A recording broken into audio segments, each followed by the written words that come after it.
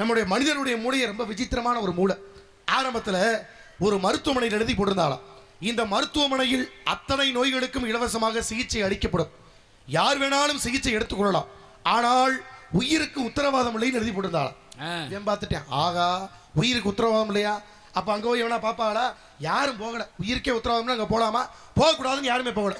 பக்கத்தில் பார்த்தீங்கன்னா மிகப்பெரிய உணவகம், அதில் எழுதி போட்டிருந்தாலும் இங்கு அத்தனை பேர்களுக்கும் உணவு இலவசம், யார் வேணாலும் வாங்கி சாப்பிடலாம், ஆனால் வாந்தி வேதி வரும், நாங்கள் பொறுப்பில்லைன்னு கீழே போட்டிருந்தாலும் ஏன் பார்த்துருக்கேன். வாந்தி வேதி வருமா?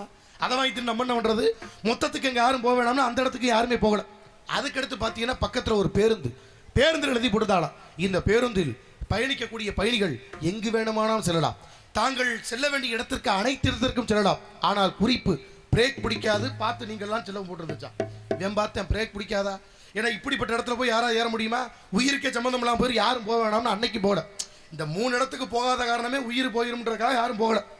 அடுத்து ஒரு கடை, மதுக்கடை, அதில் எழுதி போட்டிருந்துச்சா, மது நாட்டுக்கும் வீட்டுக்கும் கேடுன்னு. அடுத்த நாளே பார்த்தோம்னா 80 கோடிக்கு விற்பனையும் செய்தித்தாள விளம்பரம்.